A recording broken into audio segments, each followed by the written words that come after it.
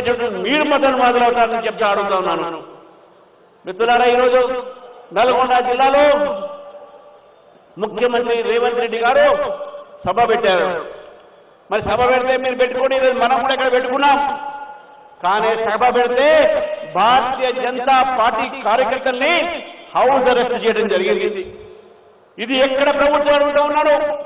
మీ meeting పెట్టుకోవడానికి బీజేపీతో భయం ఏంటి అని అడుగుతున్నాను. బీజేపీ అంటే కాంగ్రెస్ కు భయం అనే విషయాన్ని తెలుసుకోవాలి మిత్రులారా మీరు. అందుకే బీజేపీని అణచివేసే ప్రయత్నం చేస్తా ఉన్నారు. వీళ్ళకు రాజకీయ దురహంకారం పెరిగింది. నిన్న అన్నాడు 90% మున్సిపాలిటీలు మేము గెలుస్తామని. ఇదే రాజకీయ దురహంకారం బీఆర్ఎస్ పార్టీని మళ్ళీ ఫామ్ హౌస్ పంపించింది. ఆ రోజు బీఆర్ఎస్ నేతలు ఇట్లా అన్నారు, కారు 16 మా సారు అన్నారు. ఆ 16 ఎక్కడ పోయినాయి? 8 బీజేపీ గెలిచింది, 8 కాంగ్రెస్ గెలిచింది, 1 బద్రీస్ గెలిచింది. మీకు వచ్చింది గుండు సున్నా కదా బీఆర్ఎస్ అడుగుతా ఉన్నారు.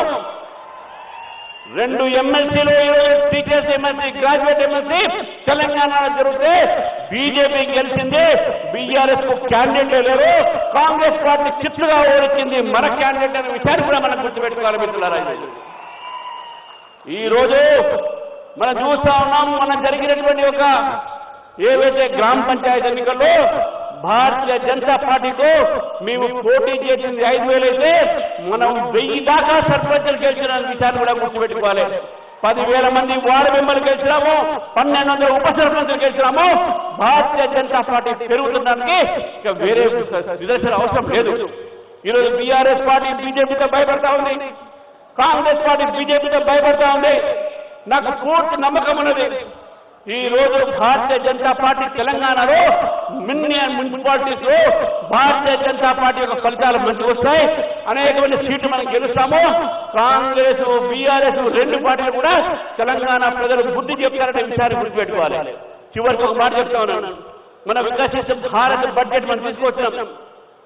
వీళ్ళు అడుగుతా ఉన్నారు మీరు ఏం చేశారని, తెలంగాణకి ఏమి ఇచ్చారని. ఇంతకుముందు కిషన్ రెడ్డి గారు చెప్పారు తెలంగాణకి ఏమి ఇచ్చినామని.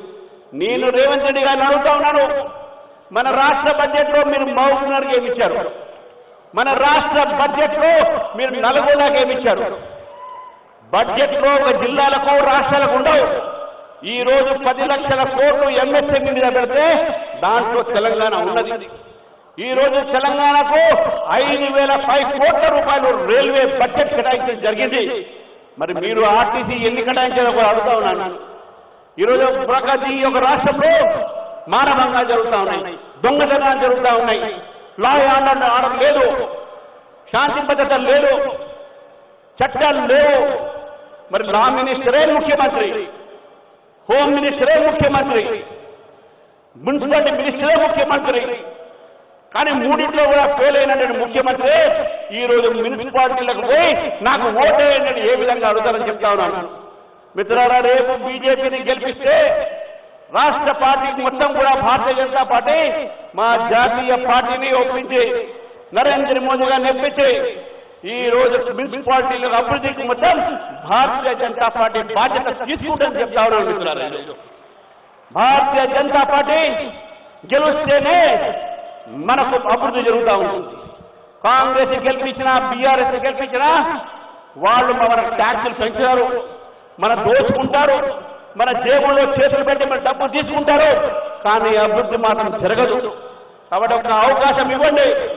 గతంలో బీఆర్ఎస్ అవకాశం ఇచ్చారు, కాంగ్రెస్ అవకాశం ఇచ్చారు, ఈసారి బీజేపీకి అవకాశం ఇవ్వాలని చెప్పేసి కూడా తెలంగాణ ప్రాంత ప్రజలకు, ముఖ్యంగా మహబూబ్ నగర్ జిల్లాలో ఈ రోజు ఇంతమంది కార్యకర్తలు ఉన్నారు, వాళ్ళందరూ కూడా కోరుతున్నారు, ప్రజల దగ్గర వెళ్ళండి, బీజేపీని గెలిపించాల్సిందిగా వారిని అడగండి.